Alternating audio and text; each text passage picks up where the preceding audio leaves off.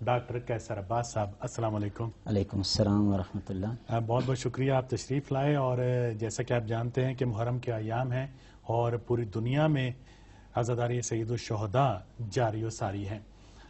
یہاں پر میں آپ پوچھنا چاہوں گا کہ امام حسین علیہ السلام نے جو اپنی عظیم قربانی پیش کی، تو اس عظیم قربانی کے ان کے مقاصد کیا تھے؟ کن مقاصد کے تحت انہوں نے یہ عظیم قربانی دی؟ بسم اللہ الرحمن الرحیم وبہ نستعین۔ میں بھی ان ایام کی مناسبت سے اپنے تمام ناظرین کی خدمت میں اور خصوصاً اس غم اور اس ذکر کے جو حقیقی وارث ہیں ان کی خدمت میں، رسول اللہ کی خدمت میں، امام صاحب الزمان کی خدمت میں تسلیت اور تعزیت پیش کرتا ہوں ان ایام کے عنوان سے۔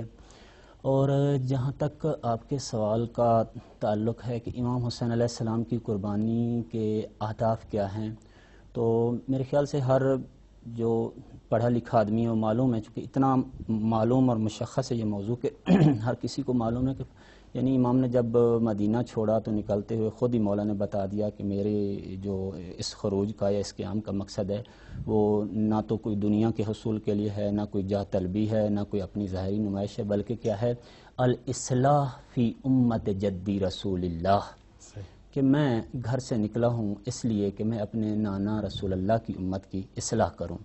تو اس اصلاح کے پیش نظر امام حسین علیہ السلام نے یہ قربانی پیش کی۔ اور یہاں پہ ایک نقطہ جو انتہائی اس وقت اس کے اوپر پردہ ڈال دیا گیا ہے اور وہ مبہم ہو گیا ہے، وہ یہ ہے کہ کہتے ہیں کہ امام حسین علیہ السلام کی قربانی کا سیاست سے کیا تعلق ہے؟ کیا مثلا انہوں نے ایک اللہ کا وعدہ تھا، وہ وعدہ انہوں نے جا کے کربلا میں پورا کر دیا، وہ شہید ہو گئے، بات ختم، اور ہم اس پہ روئیں گے، ہم گریہ کریں گے، ہمیں اللہ تعالیٰ بخش دے گا حسین علیہ السلام، 1.5 سال بعد ختم ہے۔ آپ اس کو سیاست سے کیوں ملاتے ہو؟ میرے عزیز، ایکچولی آپ ذرا اتنی سی توجہ کر لو کہ حسین علیہ السلام نے قیام کیا کس کے خلاف ہے؟ کسی مثلا ایک عام آدمی کے خلاف کیا، چھوٹو یزید کے خلاف، جو اس وقت پوری مثلا اس وقت اسلامک اسٹیٹ 56 یا 57 کنٹریز میں تقسیم ہو چکی ہے۔ یزید اس پوری اسٹیٹ کا اکیلا بادشاہ تھا اور کسی کی طاقت نہیں تھی کہ اس وقت اس کے خلاف اس کی بات کے سامنے انکار کرے یا نہیں کرے۔ امام حسین علیہ السلام نے اتنی بڑی طاقت کے خلاف قیام کیا ہے، اور سیاسی قیام تھا، اس میں کوئی وہ بات نہیں ہے کہ مثلا کوئی یہ کہے کہ خیر۔ دوسری بات یہ ہے کہ امام حسین علیہ السلام کی قُلْ لَا أَسْأَلُكُمْ عَلَيْهِ أَجْرًا إِلَّا الْمَوَدَّةَ فِي الْقُرْبَى، میرے حبیب ان سے کہہ دیجئے میں تم سے کوئی اجر رسالت نہیں مانگتا ہوں، جو سے اس کے کہ میرے قربا کے ساتھ تم مودت رکھو، ان سے محبت رکھو۔ تو ایکچولی قرآن مجید کی اس آیت کو صحیح معنی میں عملاً اس کے اوپر لبیک کہنا ہے۔ جب ہم امام حسین علیہ السلام کی یاد مناتے ہیں، یا ایکچولی ہمارا جو آج کا موضوع تھا وہ یہ تھا کہ امام حسین علیہ السلام کی یاد منانے کے آداب کیا ہیں۔ امام حسین علیہ السلام کی یہ جو قربانی ہے، میں اسی کے پیش نظر چند ایک چیزیں دیکھ کے آیا ہوں۔ تو میں یہ کہنا چاہوں گا کہ ہم خود قرآن مجید کو اور اللہ کے احکام کے اوپر لبیک کہتے ہیں۔ جب اللہ تعالیٰ فرماتا ہے بسم اللہ الرحمن الرحیم ان اللہ وملائکتہ یصلون علی النبی یا ایھا الذین آمنوا صلوا علیہ وسلموا تسلیما، تو جب امام حسین علیہ السلام کی یاد منانے کے لیے یہ گیدرنگ یہ عوام اکٹھی ہوتی ہے مجلس کی شکل میں یا کسی بھی شکل میں، تو یہ وہاں بیٹھ کے کیا کرتے ہیں؟ یا قرآن کی آیتیں پڑھتے ہیں، یا پیغمبر کی حدیثیں پڑھتے ہیں، یا پیغمبر اور ان کی آل پر صلوات پڑھتے ہیں۔ اللہ بھی تو یہی چاہ رہا ہے نا کہ تم مل کے صلوات پڑھو پیغمبر اور اس کی آل پر، اور میں اللہ بھی پڑھتا ہوں، میرے ملائکہ بھی پڑھتے ہیں۔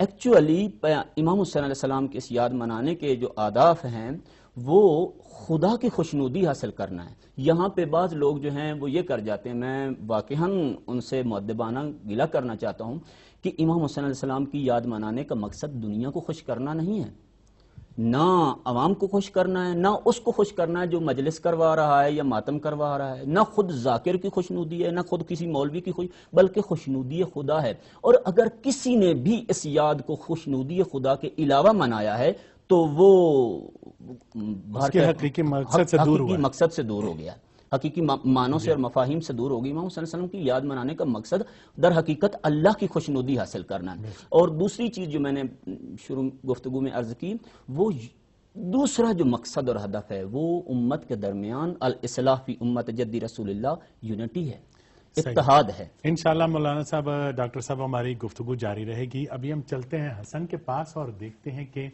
حسن کے پاس اس وقت کون سا موضوع ہے؟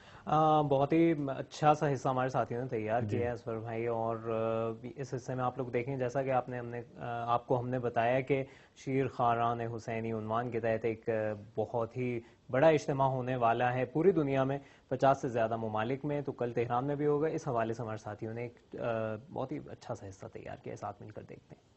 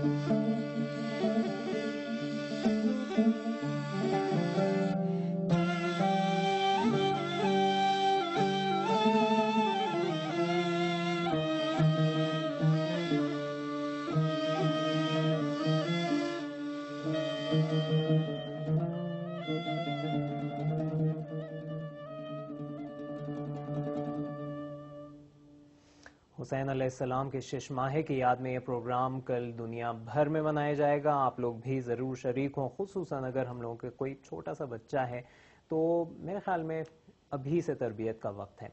ایک ٹیلی فون لائن پر ہمارے ساتھی بتا رہے ہیں کہ ایک ناظر موجود ہیں، آپ کی خدمت میں سلام عرض کرتا ہوں اور اپنا تعارف کروائیے اور اپنا سوال بھی پوچھیے۔ ہیلو، السلام علیکم۔ وعلیکم السلام، اپنا تعارف کروائیں گے؟ جی، میں خرم ایجنسی پراچی نام سے اسمیانی بول رہا ہوں۔ اچھا، ماشاءاللہ، سوال بھی اپنا پوچھ لیجئے۔ میں تمام اراکین کی نزل دعا سلام پیش کرتا ہوں۔ وعلیکم السلام۔ آج کی میرا سوال ہے کہ حضرت امام حسین علیہ السلام کے اس عظیم قربانی کے اہداف کیا ہے؟ اسی حوالے سے گفتگو ہو رہی ہے، ابھی ہمارے عزیز مہمان آپ کے سوال کا جواب ضرور دیں گے۔ چلتے ہیں ہم اپنے قیصر عباس آپ کی طرف۔ جی، جیسا کہ میں نے عرض کیا کہ امت کے اندر وحدت پیدا کرنا دوسرا ہدف جو ہے، امت کو متحد کرنا، امت کو امر بالمعروف و نہی عن المنکر کی طرف لے آنا۔ آج آپ دیکھتے ہیں کہ معاشرے میں امام حسین علیہ السلام کے نام پر، خود امام حسین علیہ السلام کے نام پر خود حسینیوں کے مابین کس قدر اختلاف ہے اور کس قدر ان کے مابین جو ہیں، جیسے ہی محرم کا چاند شروع ہوتا ہے میرے خیال سے بہت سارے مقامات پہ خود حسینیوں کے ایکچولی یہ امام حسین علیہ السلام کی تعلیم سے ہٹ کر ہے۔ امام حسین علیہ السلام کی تعلیمات میں یہ ہے کہ امت کے درمیان الاصلاح فی امت جدی رسول، ان کے درمیان یونٹی پیدا کرنا، اتحاد پیدا کرنا، ان کی خدا اور رسول کے جو آئین ہے اس کے مطابق ان کی اصلاح کرنا ہے، نہ کہ ان کو جو ہے وہ ایک۔ تیسری چیز یہ کہ بعض لوگ یہ کہتے ہیں کہ امام حسین علیہ السلام فقط مربوط ہیں، منسوب ہیں اہل تشیع سے۔ میں ایک نقطہ عرض کرنا چاہوں گا، وہ یہ ہے کہ امام حسین علیہ السلام کی خود کربلا کے میدان میں آپ دیکھ سکتے ہیں کہ فقط شیعہ نہیں ہیں جنہوں نے امام کا ساتھ دیا ہے۔ جناب زہیر ابن قین عثمانی شیعہ ہیں، ایکچولی سنی ہیں، لیکن جب امام حسین علیہ السلام کو تک و تنہا دیکھتے ہیں کربلا کے میدان، یعنی سنی بھی آئے ہیں کربلا کے میدان میں جنہوں نے آ کے امام حسین۔ اسی طرح آپ وہاب کلبی کو دیکھ لیجئے، وہ عیسائی ہیں، مسیحی ہیں، فقط 2 ہفتے ہوئے ان کی شادی ہوئی کو، لیکن جب انہوں نے دیکھا ایکچولی میں دنیا کے تمام جو عدالت پسند لوگ ہیں، جو آزاد لوگ ہیں، جو انسانیت کا درد رکھتے ہیں، ان کو دعوت فکر دیتا ہوں کہ تم لوگ آؤ اور دیکھو دنیا میں کوئی ایسا کردار یا کوئی ایسی شخصیت موجود ہے جس نے اس قدر عدالت کے لیے، دنیا میں انصاف برپا کرنے کے لیے کام کیا ہو اور اپنی قربانی پیش کی ہو. اور اگر تم لوگ واقعا یہ چاہتے ہو، اپنے ہدف میں سچے ہو، یا تم یہ چاہتے ہو کہ دنیا میں عدالت قائم ہو جائے، بہت سارے لوگ عدالت کے نام پہ، انصاف کے نام پہ تحریکیں بنا کے لوگوں کے مابین بڑے مقبول ہو چکے ہیں، بڑی ان کی تحریک. اگر ان کو واقعا انصاف چاہیے ہے تو سب سے پہلے ان کو پہچانے جنہوں نے انصاف کی خاطر اپنا سر دیا، جنہوں نے انصاف کو برپا کرنے کے لیے، جنہوں نے عدالت کو نافذ کرنے کے لیے اپنے 6 ماہ کی شیرخوار سے لے کے 90-95 سال کے صحابی، جو ان کے نانا کے صحابی ہیں، جناب عرض کروں آپ کی خدمت میں، حبیب ابن مظاہر ہیں، جناب مسلم ابن اوسجہ اسدی ہیں، یہ سارے پیغمبر کے صحابی ہیں جن کی جانیں انہوں نے عدالت. آج دنیا کا کوئی بھی بشر، چاہے وہ مسلمان ہے چاہے غیر مسلم، اگر دنیا میں عدالت کا خیر خواہ ہے، اگر انسانیت کی بھلائی چاہتا ہے، تو حسین کے دروازے پہ اس کو آنا پڑے گا. بے شک آنا پڑے گا. بہت اچھی بات کی آپ نے. اور ناظرین اس وقت چلتے ہیں حسن کے پاس، دیکھتے ہیں ان کے پاس اگلی کیا چیز ہے دکھانے. بہت بہت شکریہ. اور ہر جگہ پہ اپنے ایک